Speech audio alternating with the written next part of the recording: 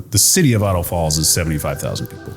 City of Ammon is 25,000 people, right? So 100,000. You look at a national, that's nothing, right? National retailers are gonna be like, no way, pass, skip. They don't realize that we feed 300 plus thousand people because we're not only the medical center, but we're the retail center. We're the end of the line Costco. We're the end of the line Amazon. Like I mentioned, that's what really drives Idaho Falls specifically in that retail hub. Welcome to the Mountain West Podcast.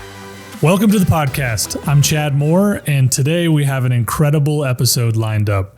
We have a subject and a person near and dear to my heart, and I'm excited about this one. We're going to talk about Eastern Idaho, and we have the greatest guest possible to talk about Eastern Idaho, Dustin Mortimer, who is at Newmark Mountain West, heads our office up in Eastern Idaho, and he's kind of the guy up there. He's doing a ton of deals, and Eastern Idaho is an incredible area. Idaho's an incredible area, but in particular, Eastern Idaho is just an awesome economy, awesome market. It's a place that I personally have spent a ton of time in. My family's actually from there, so I'm excited about this one.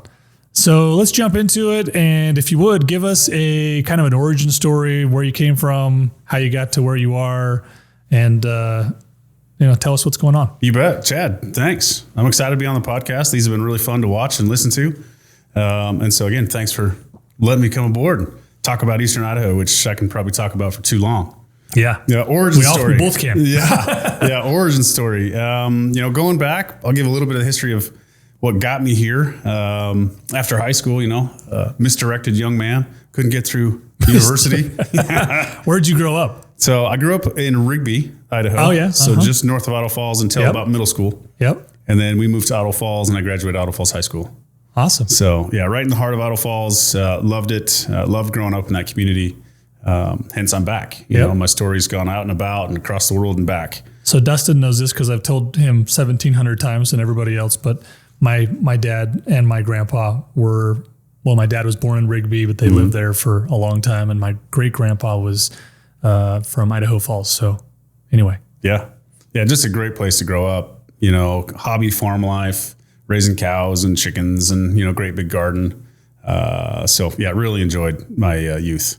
And then Idaho Falls is a great place to go, a little more population, a little more things to do as a teenager, maybe for better for worse. You went to the big city. The big city. Yeah. the booming metropolis. That was the fun. And then at 18, tried to go to university. Didn't do so well, didn't have the discipline, and then dropped out like any good upstanding 18-year-old boy. But then, the big significant thing of 9/11 happened, and I felt I was supposed to join the military. So I went and joined the Army, spent 5 years and 2 tours in Iraq, got the discipline, figured out how wonderful Idaho is. And I'm going to interrupt you multiple times, so I apologize. Please. But what happened? I mean, on 9/11, we know what happened, but what happened with you that made you decide to join the military? Probably a couple things. The way I was raised was very patriotic, if you will. Scouting was a huge part of my youth, and they have that, love of country. And then also my older brother, he was in the Marine Corps. Oh. And so I'd kind of seen what he'd done. He said, "Hey, Dustin, do not join the Marine Corps." So that was out. I went and looked at the Air Force, and the recruiter had his shoes were all messed up, and I was like, I'm not going to join. The guy's shoes aren't even. And then I don't want to be on a boat, so the Navy was out. So you've limited your options. So by process of elimination, I ended up with the active duty Army. I was with the 3rd Armored Cavalry for almost 5 years, 2 tours in Iraq. You grow up real fast as a 19-year-old kid, going to Operation Iraqi Freedom. Yeah. And spend some time over there. So I just coincidentally listened to a podcast with Sean Ryan and Jocko. I don't know if you listened to that one, but that was amazing and super inspiring. And yeah, if you haven't read Jocko's book, Extreme Ownership, it's a great book. That's monumental. Both as a vet, because you get to hear his cool stories about his military service, but then the realities of management and responsibility in life and in professions, et cetera. So yeah, great book. So you went from just a dumb 18-year-old like all of us. You have these experiences of a lifetime, obviously serve your country, which is incredible. Thank you. Appreciate that. But thanks for acknowledging. How does that then apply to what you're doing now? Yeah, discipline, right? That's the biggest thing. Get up. You got a job to do, go do it. You know, when you're in the military, there's jobs you don't want to do, but you get to get up and do them, whether you want to or not, really. But then that translates to CRE or any profession, really. Get up, go do it well, get the job done, right? Accomplish the mission. How long were you in the military? Just shy of 5 years. Okay, Yep. 5 years. Okay, so sorry, I'm cutting your story up, so you feel free to you're jump great. back into it. So got out and knew I didn't want to do that as a career. Came home, had the discipline, went back to university, ended up with a master's in business. Yep. Just slightly different than the first Slightly time. different. Yep. Non-traditional student, but really enjoyed my university experience. Got into student government, formed some a veterans club, helped the university form a veterans organization, which really helped me, again, get back into what I call normal life, civilian life, because there's a pretty good transition there.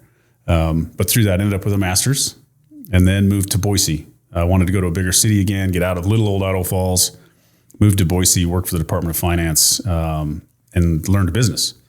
I was basically an auditor, an examiner in the mortgage world, and did that for almost 8 years, flying all over the country, meeting with the biggest and the best mortgage companies that operated in Idaho, meeting those CEOs, COOs, understanding how they run business, which continued to fuel my understanding of business, love for entrepreneurial spirits, but realized I didn't like government work.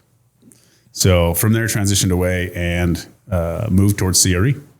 My dad is a developer builder. He's done that for 30 plus years now through his journey. In Boise? In Idaho Falls. Okay. Yep. So I lived in Boise for a while. He always stayed in Idaho Falls. Again, a builder, developer. So real estate's been in the background. I've always been a part of it, but not in it. And on a whim, he knew I didn't really enjoy the government work anymore. And he said, why don't you go get your real estate license? I didn't think much of it, but I was like, okay, I'll go do that. Look for something, looking for education, something just to continue to develop. So I did. And I'm going to pay you some compliments here, which I know you're not a big fan of compliments, but I'm not sure I've ever seen somebody get their real estate license, get into the industry, make a move back to your primary market, and see the level of success that you've seen. And it's super impressive. And obviously there's a lot of reasons for that, some of which you're telling us now, but talk about that a little bit. Like what's it like moving back to Eastern Idaho from Boise, really essentially starting your career from scratch, and then seeing this enormous level of success that you've seen in a relatively short period of time? Yeah, it's been a blessing. I frankly don't always know where to attribute it, other than maybe the man upstairs is helping me out. Maybe that's for another podcast. But just hard work. My mantra is go to work. Go to work, get the job done, get up, go. When we moved back, leap of faith for my wife, going from stable career to, hey, this is commission only. We're only, if we're not going to eat unless I harvest. And just having the discipline, the dedication to go out and meet people and gain trust, be an honest person, and gain business. Because I think the thing with Eastern Idaho, and I love Idaho too, but Eastern Idaho is a hidden gem. I mean, people know about it, but also it's kind of a hidden gem. It's a really cool geographic area. There's a ton of great geographic features there. There's a ton of great demographic features there. There's roughly 400,000 to 500,000 people in that overall area. And we're talking about the big cities of Pocatello, Idaho Falls, Rexburg, and then there's a bunch of smaller cities, towns in between, Rigby being one. You've got BYU Idaho up in Rexburg, which has 40,000 students, which is biggest university in the state. It's a huge university. Yep. But Rexburg is a relatively small town, so this university is just dominating this relatively small area. But I can't say enough good things about Eastern Idaho. I love it for personal reasons. I love it for business reasons. Yeah.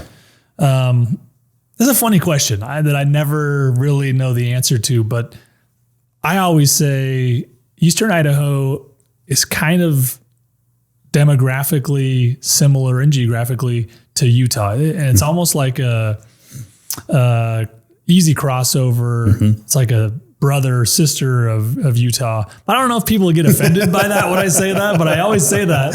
Is that offensive or is that accurate? Well, I mean, there's always the rivalry of Idaho versus Utah. Yeah. Right. The big state, the big towns versus country Idaho. So, but no, it's not offensive. I mean, we've got very similar cultures. Yeah. Yeah. Whether it's, the political scene, the demographic scene, and then obviously the geographical scene, right? Very similar, nature-based, wide open spaces, love of freedom. So yeah, very, very similar. Yeah. What does Eastern Idaho view itself as Idahoan, or is there a stronger connection to Utah? I'm not trying to get controversial here. I don't want you to say anything that's going to absolutely. In Idaho, we say we've got the 3 states of Idaho. We've got Eastern Idaho. We've got Boise, the Magic Valley, or excuse me, the Treasure Valley. Treasure Valley, yeah. And then Northern Idaho. So there's 3 different states, and they all kind of congregate to different ideologies, not necessarily ideologies, but different realities. Eastern Idaho connects to Salt Lake because it's closer. Yeah. It's 4 closer. hours away. It's 3 hours away, where Boise's 3.5, 4 hours away. And then Northern Idaho, that's 6 hours away, 7 hours away. And so they're really 3, if you'll talk in CRE terms, 3 different markets. And so, to go back to your statement about, how big is Southeast Idaho or Eastern Idaho, I kind of look at my market basically from Twin Falls to Jackson Hole to Southern Montana to the Utah border. Right. And that's a big market, but that's kind of where you can feel the business gets done, the work happens, and is this eastern side of the state. Yeah. And anecdotally, just on a personal level, I've probably done more business in Eastern Idaho than I've done in almost any other geographic region in the Western United States. So it's been great to me. And the other thing that's really interesting about Eastern Idaho is it has an incredibly resilient and strong economy, which is similar to Idaho and similar to Utah at large. But in particular, I think the unemployment rate of Eastern Idaho is like 3.4%. Utah's 3.7%. Idaho's 3.7%. So it's outperforming even the larger states surrounding it. Yep. Bonneville County, which is basically the Idaho Falls, greater Idaho Falls market, is historically the lowest unemployment rate in the state of Idaho. Just very strong. There's some reasons. It's the regional medical hub. Idaho Falls is where it's got 3 hospitals now, where everyone, again, from Southern Montana, Western Wyoming, Southern Idaho, all go there for medical. And then if it's a bigger need, then they come to Salt Lake City. So it's a regional hub. And then obviously I think most people know of the Idaho National Lab. That's the big DOE Navy nuclear facility that employs. Have you been out there? Oh yeah, I have. It's pretty amazing. I've been at about 30 feet from the nuclear reactor. Wow. It's pretty amazing. Just to think of the experiments they're doing, the things they're learning. I don't think a lot of people know about that. They don't realize that. Yeah, it's just kind of out there west of the Rigby area, right? Idaho Falls, Rigby, Blackfoot, west. Kind of like in the lava field area, Yep, about 40 miles out, closest to Arco, but just a really cool thing happening out there. That's one thing that, trending, or I'm really excited about nationally that's being focused on in Eastern Idaho at the INL is the modular and micro nuclear reactors. We just data centers and things like that. For everything. Yeah. Right. If we talk about industrial centers in the future or data centers in the future, they very well could have a nuclear reactor plant inside the development. Right. And so that's just monumental. They might already. We just don't know. Well, I think we would know. At least I would know, because we see and hear about it all the time. We just had a new company, and I can't remember where they're from, but they broke ground on a new nuclear reactor out at the lab. And that's in search of that modular, something the size of a train car, down to, they talk about the size of, like a 55-gallon drum having a reactor in it, so that we can power things easier and more, again, modular or smaller scale. Yeah. I mean, just in my career over way too many decades, I've seen a lot of institutional players outside of Utah, Idaho really start to focus on Utah and Idaho as great states for all the reasons we're talking about. But I think as people outside of these areas have come in and started to explore, like, where do I want to deploy capital? More and more people are looking at Eastern Idaho and finding out that it's an even better version of Utah and Idaho. And so in some ways that's cool. Did you say, what was that? In some ways it's awesome, but also, there's challenges that are going to come with that. And I think you're starting to see those already with a lot of inbound growth, but a lot of inbound growth. Yeah. Yep. That's been a headache a little bit. The mayoral race was pretty contested that just finished this month. And that was some of that, hey, we've got a lot of immigration. We've got a lot of growth. How do we handle it? What are we doing? In general, my rose tinted glasses, I think we're doing really well, with our infrastructure capacity. So specifically sewer, water, power. We've got all that. Idaho Falls specifically has power plants of its own. And so that's why regionally, nationally, we have very low power rates. So tell us about what you're doing on the brokerage front in those markets. Obviously, we're talking about your discipline and how successful you are, but let's kind of drill down in personally what you're doing up there, prominent transactions, things like that. Like you mentioned earlier, I don't. He loves talking about himself. Yeah, it's not my favorite thing talking about myself. But no, I'm thankful and blessed for the success I've had, and had a lot of fun helping some really unique and exciting things happen in Southeast Idaho, Eastern Idaho. One thing I can think of right now, I'm working with a regional building wholesaler, and they are picking up 37 acres rail serve to really expand their business and grow in and support all of Eastern Idaho, because they can see the growth. Their goal is Idaho Falls north. And so that's been a really fun one. That was some challenge. The rail serve is on the cusp for Eastern Idaho. Obviously you've got railroads coming through, but not a lot of industry that use rail because it's so expensive. But I think if we were to think of trends, I think that's something that's coming soon. Intermodal, I think, is the word that they use. Basically a train depot that can drop materials and then send it out. Redistribute it out. And we're right there. That's one thing that Eastern Idaho, specifically Idaho Falls, is going to be known for, where we've got the last Amazon, a new Amazon. It's the end of the road Amazon for now.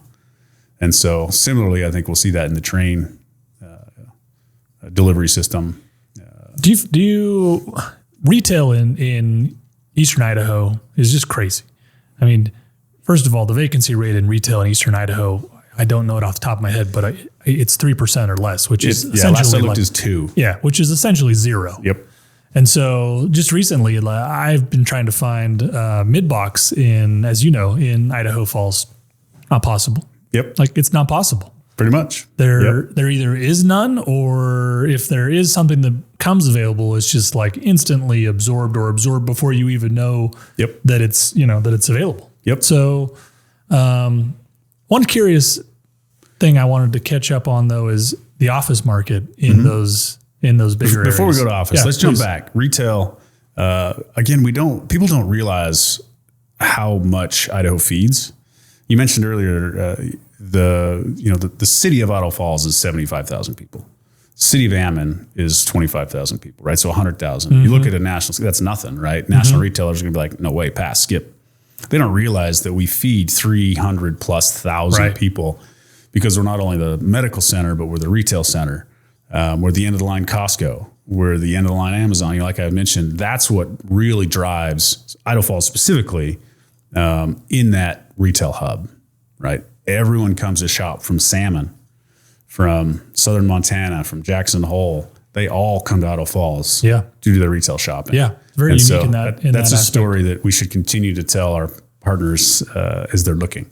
Yeah. So does that in your mind mean we need more retail space specifically? Yes. I mean, anytime there's 2-3% vacancy rate, that screams you need more retail construction, and there is some, and we're doing it, and you're doing that as well. But is it enough? Frankly, no. I mean, if Scott were in here, we could talk with Scott and say, hey, how's Riviera? Yeah. And I'll bet you he's 80+% full, and they haven't even broken ground. Yeah, I think that's right. The Costco anchored development. The Costco anchored with a new grocery anchor.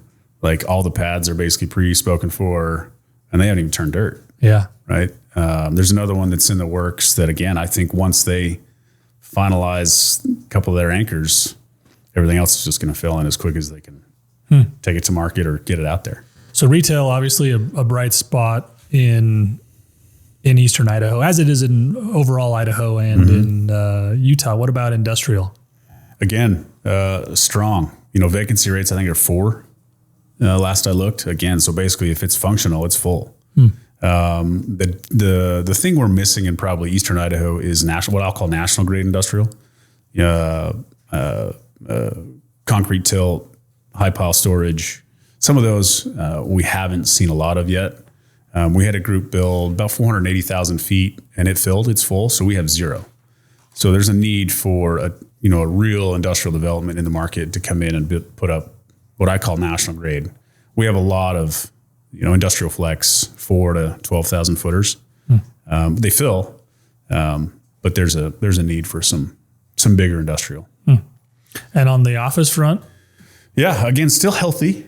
If we look at the product types, I think office is 8 to 10%, depending on if you're single tenant or multi-tenant.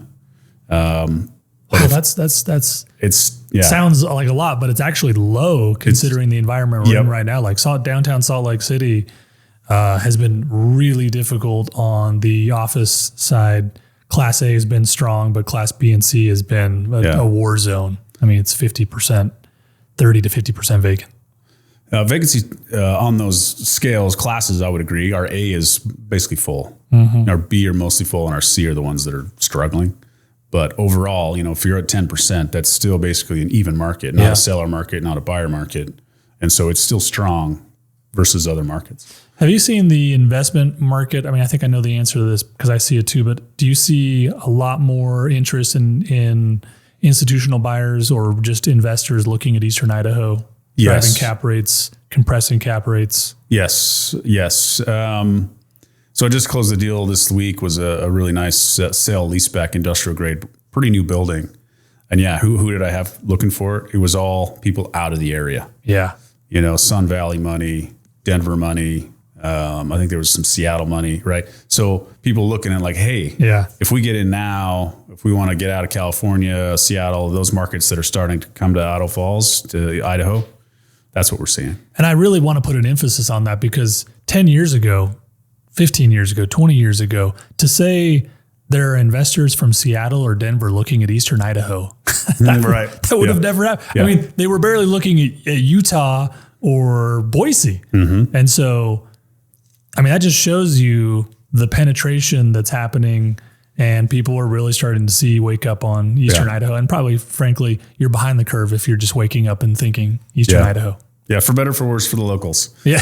Right. Yeah. How does that impact the locals? Because there's a lot of really great real estate investors and developers in that area that are from that area. Yeah. Yeah, it puts pressure. The big fish eats the next bigger fish and you go down the line. So what you say is you find the next small thing, you go to the next smaller town. So Rigby's seeing a lot of benefit. Blackfoot's seeing some benefit. So you just see it kind of trickle down on those levels of, capital power. Yeah. I mean, Ball Ventures obviously a huge, and there are others that you would mention too, but they're a huge player in that market and also regionally and even nationally. So that's the other thing that's cool about Eastern Idaho. It punches above its weight. There are some big players. People don't realize that. Yeah, people really don't realize that this sleepy little cozy town on the river has the economic power that it has. It really does. You talk about some good developers, again, not just locally, but regionally and nationally, that have grown from Eastern Idaho. Yep. Yeah, that's awesome. So I guess the next question that I would have for you is really, how do you view Idaho Falls and Eastern Idaho in the future, like in the next 5 years? Where do you see that going? Because it's just been nothing but rocket ship growth and interest the last 5 years. Yeah. Where does it go from here? I think it just keeps going. The rocket's not going straight up right now. It's tilted a little bit as all markets have kind of slowed through the uncertainty of the last 24 months, whether it's interest rates, all those national economic scales that were kind of like, there's uncertainty. But we are continuing to see immigration. People move here I'm in Salt Lake City right now, but moved to Idaho Falls consistently. I've talked to a number of people just anecdotally recently that have moved from Salt Lake to Idaho Falls. Yep. A lot of people getting out of the traffic, getting out of the big city and moving to Idaho Falls. And so as that continues to happen, we're going to continue to see positive growth, positive pressure on our real estate market, which I think is only a good thing, in our world. Yeah. Any big commercial real estate projects that are on the horizon there? Big is subjective. So give me what you think is big, and then I'll see.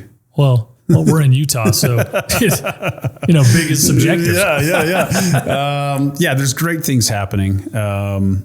There's some industrial developments that are coming that I've heard of. Hoping to get involved in a couple of them.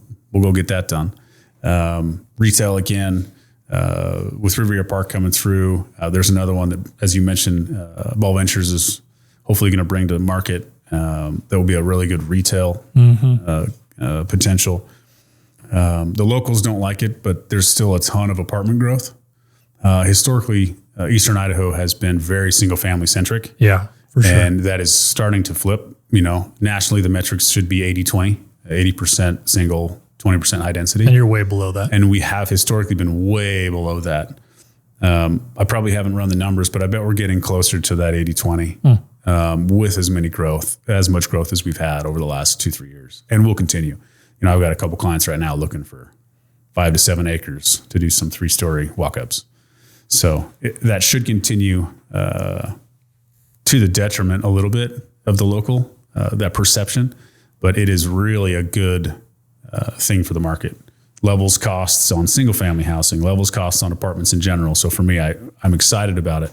The developers with maybe not their 90% occupancy that they'll have to fight because there's so much growth going. Right. But I think that they'll stabilize and it'll be a good thing. Huh. What career advice would you have for people who are looking at you and, again, you wouldn't describe it this way, but I would describe it as a pretty inspirational story of just a normal guy growing up in Eastern Idaho who, is kind of a dropout in college like many of us, and then just completely 180'd. And now you're this super successful real estate guy making tons of money and dominating an entire region. And you're relatively young. Like, there are people. I'm healthy. I'm spry, Chad. You are. You're healthier than me. Yeah, there's a lot of people listening to this who, could take inspiration from that, and they're thinking about commercial real estate or they're in it. Yeah. Talk a little bit about that. First thing I'd say is take the risk. As a guy that was in the military, in the government, and then worked for the state of Idaho, bet on yourself. That's one thing I really learned is bet on yourself. You can do it. It takes work. It takes guts, and it takes some risk and some lean years. But if you're willing to bet on yourself and put in the work, you can be successful in commercial real estate. Was there a moment in particular where you're sitting behind a government desk and you thought, I'm better, I have more potential than this? Yeah, absolutely.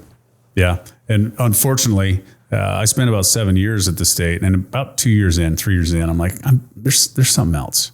And some personal things got in the way of me being able to really go chase those and seize those.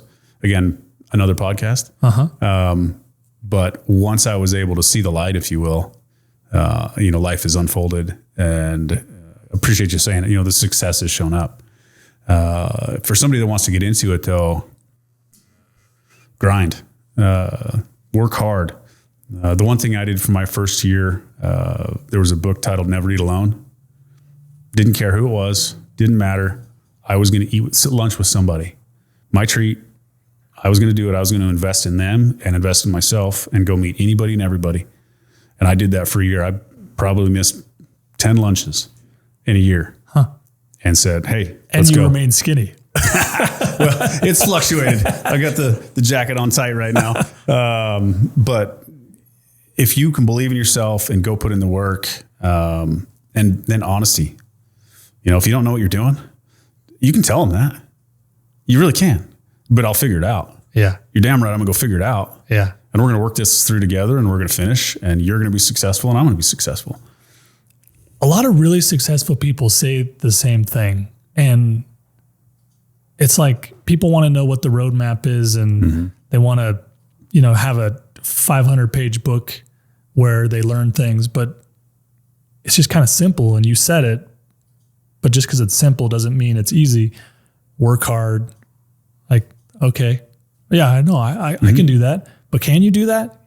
I can do that for one day, but can you do it for 1 week and 1 month and 10 years and 20 years? And I've said that a lot on this podcast, and I'm probably synonymous for saying that outside of this podcast, but it's just hard work. It is. Over and over and over again, and consistency. And if you look at the top 20 most successful people in commercial real estate in Utah and Idaho, and then you overlaid how hard do they work, it's almost 1 for 1. I would agree. Hard work. The other thing that I think has really helped me is my military background, in that you can't let yourself have huge emotional swings, because commercial real estate can be a nightmare. For sure. Anxiety, ups, downs. I just had this big win. Oh, it didn't win. A deal died. I've seen a lot of people who couldn't do it. And there's a level of level-headedness you've got to have that I attribute to my military, right? You go out on mission, you're getting shot at. You got to keep your head cool. Yep. And be like, hey, I still have to function. I still have to do this for me. I still have to do this for my family. So I've really appreciated that history and my ability to say, okay, we didn't get this one, but mission's still moving forward. We're still going to go get the next one, and the next one will show up. They will, because you're in the game. You're working. Are you mentoring people at any given time? Absolutely. Yeah. We're trying to grow the Idaho Falls office, the Eastern Idaho market. We've got a great new agent, Christina. She's doing really, really well. And so hoping to help her understand what it takes to meet with the right people and do that. And so happy to mentor anybody. I'm a big proponent of give good, get good. I firmly believe that in my life. The other thing I would tell somebody is to go get a mentor. And for me, as I started, it wasn't even at the brokerage I was in. When I started, it was my father. Yeah. He was never an agent, but he's done real estate for 45 years. Right. So he knew all the ins and the outs of real estate. He knew what to do, when to do, who to talk to. And so if I had questions, I was lucky enough, I am blessed enough to go to my dad. I think you're going to probably get some phone calls and text messages after this for people that want to be mentored. Hey, absolutely happy to help. Yeah, I really, that's my mantra. Give good, get good. It comes back. It just comes back. So how do you be successful in Idaho Falls or in Eastern Idaho? I mean, obviously you've said hard work and stuff like that, but Eastern Idaho isn't Boise, and it isn't Utah in the brokerage, specifically in the brokerage market. So what's different about Eastern Idaho for you that makes you successful over competitors or anyone else? Yeah. Another one of my mantras is call them back. Huh. I think commercial real estate agents across the board get that. They never called me back. It's so true. And that is the other thing. Like, even if it's me telling you I can't go work with you or I can't do that project, I'll call you back and tell you. And so that's been something that I attribute to my success is call them back, talk to them, figure it out, and get more business that way. Yeah. I don't know how much business I've got from my competitors not answering the phone. Yeah. And so, well, I'll tell you what, if you keep on the trajectory that you are on right now, I'm not sure that anyone else will own property in Eastern Idaho, but it's just been unbelievable to watch. At the end of most of our podcasts, we usually do a trend. And so in this one, I'd love to talk about Eastern Idaho in particular, and just any trends that you see coming out of that market the next 12 months. People always say, well, what's going to happen in the next 5 years? I don't know what's going to happen in the next 2 years. I like to keep it to 12 months because really you can see 12 months sort of. But past that, it's really hard to see in commercial real estate. Yeah. So what trends are you seeing over the next 12 months in Eastern Idaho? Positive growth. I still see it.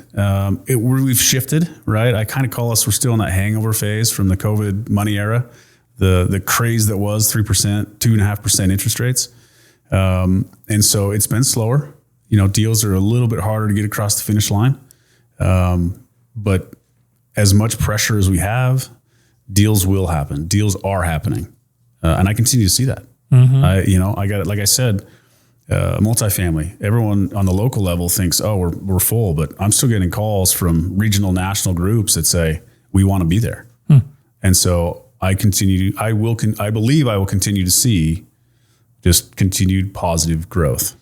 Yeah, I think that's right. And I think the other thing that I didn't mention was Utah and Idaho, when you see these huge spikes in the economy, ups and downs in Vegas or in Phoenix or in, more volatile areas, our areas don't seem to have that spike and trough. It's more of a even flow. And then we're talking about Eastern Idaho, which is even more of a stable flow. So I definitely see that continuing, just more stability, more compression in cap rates, which is good and bad depending on which side you're on. Vacancy rates are just going to be very, very low.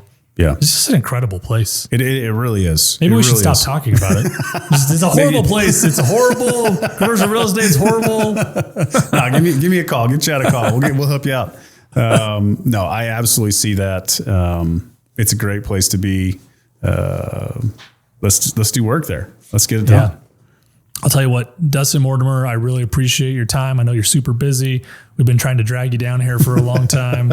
You finally gave us a little bit of time. Appreciate it. Thank you for your service to the country and to all of us.